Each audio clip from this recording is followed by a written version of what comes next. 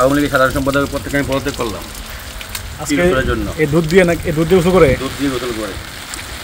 ঠিক আছে।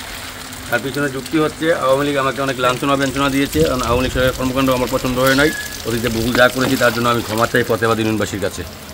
আমার কথা আচরণে যদি কেউ কষ্ট পেয়ে থাকেন আমাকে আল্লাহর রাস্তায় ক্ষমা করে দিবেন আওয়ামী লীগ করার কারণে। আওয়ামী লীগ থেকে আমি পদত্যাগ করলাম। আওয়ামী লীগ আমাকে কিছু দেয় নাই, ব্যথা দিয়েছে, কষ্ট দিয়েছে, আমাকে বহুত মামলার আসামি করেছে।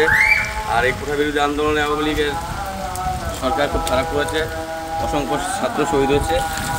এদের পক্ষে একাত্মতা ঘোষণা করে আমি আওয়ামী লীগ সাধারণ সম্পাদক পদ থেকে পদত্যাগ করলাম।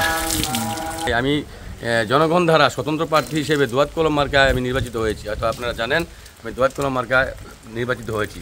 আমি কাউন্সিলিং বোর্ডে ফার্স্ট হয়েছিলাম। আওয়ামী লীগ চোরের দল, আওয়ামী লীগের বড় বড় নেতারা চোর, তারা টাকা খেয়ে আরেকজনকে নৌকা দিয়েছেন।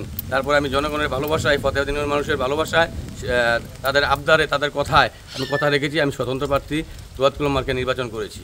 আমি নির্বাচিত হয়েছি জনগণের ভোটে স্বতন্ত্র হিসেবে।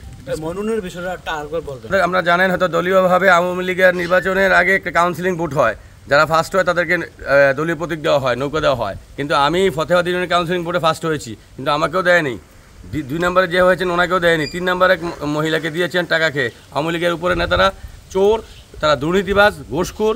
তাদেরকে যদি কোনোদিন পাওয়া যায় সামনাসামনি তাহলে দেখা হবে ইনশাল্লাহ।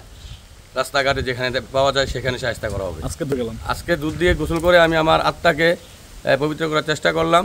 দোয়া করবেন আমি যেন সেইভাবে থাকতে পারি আলহামদুলিল্লাহ। আওয়ামী লীগকে ঘৃণা করার কারণ হচ্ছে এখন আমি আওয়ামী লীগের কর্মকাণ্ড আগে দেখেছি যে মোটামুটি ভালো ছিল। এখন যে মিডিয়ার মাধ্যমে যে আয়নাগর, যে শহীদ ছাত্রদেরকে হত্যা করা হয়েছে বৈষম্য বিরোধী কোটা আন্দোলনে, এই জন্য আমার মধ্যে ক্ষোভ জন্মাইছে বা আমি এদেরকে ঘৃণা করি। এই কাজগুলো আমার পছন্দ না। কোনো দলের লেজুর ভিত্তিক রাজনীতি করবো না, কারো কোনো দলের হয়ে আমি কাজ করব না।